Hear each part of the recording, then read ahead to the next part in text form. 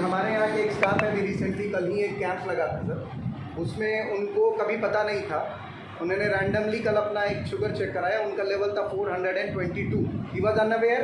वो एटलीस्ट मेरे ख्याल से अपने घर से ऑफिस वॉक करके आते हैं, 2-3 किलोमीटर का है, जाते भी वैसे ही हैं, और उनका जो काम भी है वो काफ़ी मेहनत वाला है, तो शुरू से वो मेहनत वाले ही काम में लगे हुए हैं।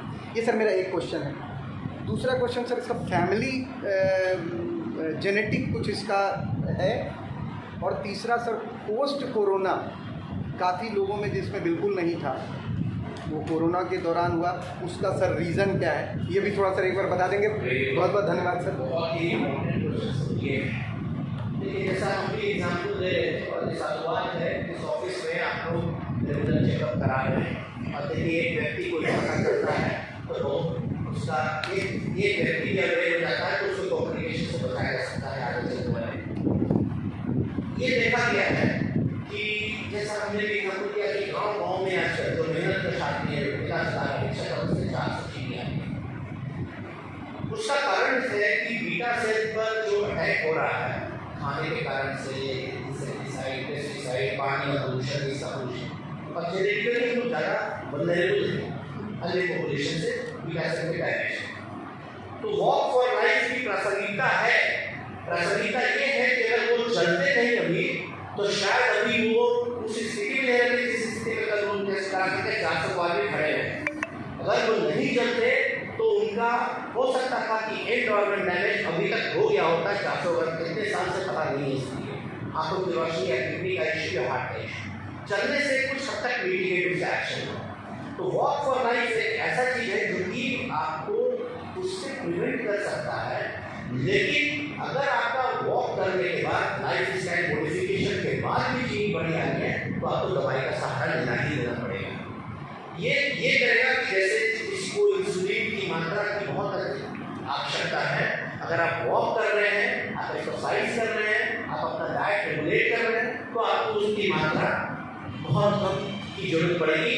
अगर आप नहीं करते तो हो सकता है आपको 40-40 मिनट इंसुलिन चलता है, अगर आप वॉक करके रेगुलेट करके सब कुछ ठीक करके कर रहे हैं तो 10 मिनट पर भी आप काम चल रहा है।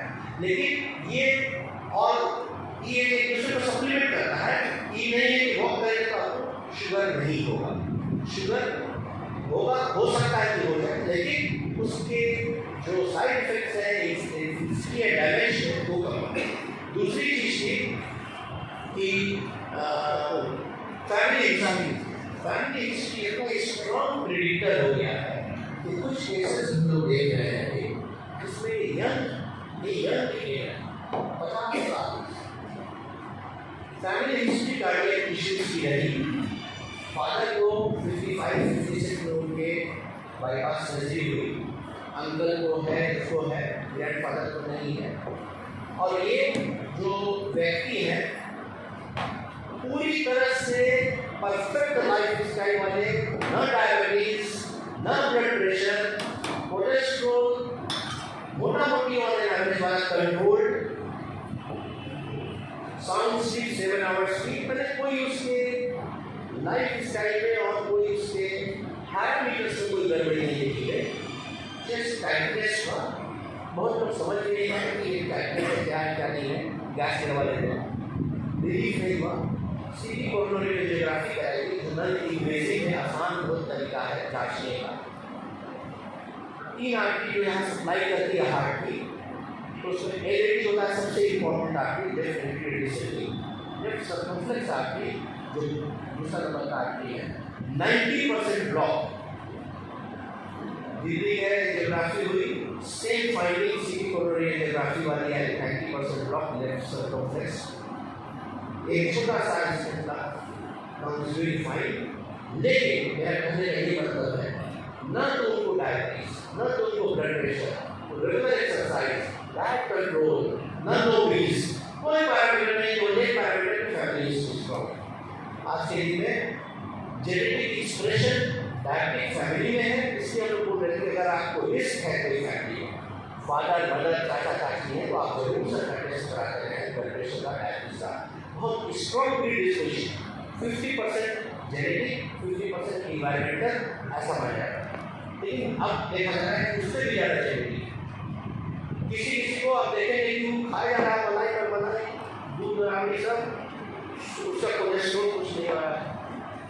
एग्जाम्पल देते देखिए तो 90 ईयर्स के हैं, सब कुछ खाते पीते हैं, मस्त है। उनका जेनेटिक मेकअप ऐसा है कि कोलेस्ट्रॉल को छांट करके निकाल रहे हैं, इसलिए मैक्सिमम पॉपुलेशन का वैसा जेनेटिक मेकअप नहीं है। 130 120 एलडीएल जांच कर दे रहा है बहुत लोगों को, और वैसे लोगों में जो एक्सेप्शन है कम है वैसा पॉपुलेशन। वो 90 ईयर्स के हैं, वो अच्छा से मोटा मीट सब खा रहे हैं, कोई परहेज नहीं है, लेकिन उनका जेनेटिक प्रीडिस्पोजिशन ऐसा है कि वो उसको क्लियर कर दे रहे हैं सारे कुछ, तो एक्सेप्शन है। लेकिन जेनेटिक प्रीडिस्पोजिशन अगर आपके फैमिली में है, बहुत इंपॉर्टेंट फैक्टर है। और चीज का क्वेश्चन था कि पोस्ट कोविड क्यों डायबिटीज हो गई। कोविड का जब स्टडी हुई तो अभी का जैसे वेरिएंट चल रहा था, उसका कुछ वेरिएंट में उतनी इन्फ्लेमेटरी कंडीशन नहीं उत्पन्न हो पा रही। इसका बहुत सारा कारण हुआ कि वैक्सीन बहुत लोगों को लग गया, हाइब्रिड इम्यूनिटी हो गई। अर्लियर जो डेल्टा वेव हुआ, अब विश्वास नहीं तो ऐसा अभी तक के मेडिकल हिस्ट्री में हम लोगों ने चीज़ें नहीं देखी कि ऐसा हो सकता है। एक वीक पहले का उनका CT scan, clear lungs, 2 lungs एकदम clear, within 5 to 6 days of delta इतना तेज इंफॉर्मेशन हुआ और लंग्स और लंग वाइट एकदम उजला लंग। ऐसा आज तक नहीं देखा गया कि कोई वायरस या कोई भी ऑर्गेनिज्म इतना तेजी से इतना ज़्यादा डैमेज कर सकता। और ये जो वायरस था वो अलग अलग ऑर्गन्स में वायरस का जो बैक्टीरिया का सबस्ट्रेट जो इन्वेड करके जो ऑर्गन्स को अपना पसंदीदा ऑर्गन बनाया, डैमेज में लंग्स बनाया, और लंग्स के साथ साथ बहुत लोगों ने पैंक्रियाज को बनाया। पैंक्रियाज के बीटा सेल का जब उसको मैपिंग की गई तो देखा कि प्री वायरल कोविड जो पैंक्रियाज था और पोस्ट कोविड जैसा लंग्स में हुआ उस तरह से उसने असर कर दिया। तो इसलिए बीटा सेल को बहुत तेजी से सॉल्व किया उस समय, और इस कारण से बहुत लोगों में डायबिटीज आ गई।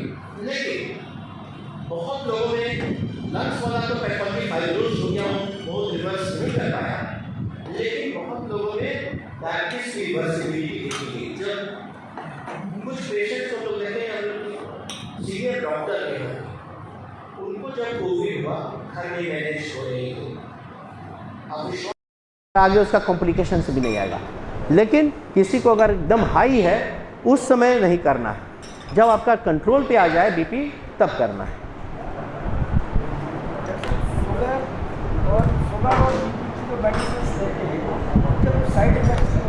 Very good. देखिए इनका कहना है कि शुगर और बीपी की जो मेडिसिन लेते हैं उसका साइड इफ़ेक्ट्स क्या है।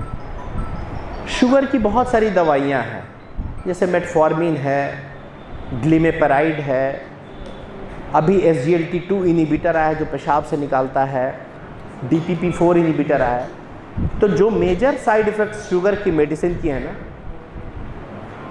एक की हाइपोग्लाइसीमिया है, जैसे इंसुलिन है या ग्लिमेपेराइड ग्रुप की दवाई है, हाइपो कर देता है। अगर आप नहीं लेंगे ना, शुगर इतना लो हो सकता है कि आपको चक्कर आकर के गिर जाए, वो एक साइड इफ़ेक्ट होती है।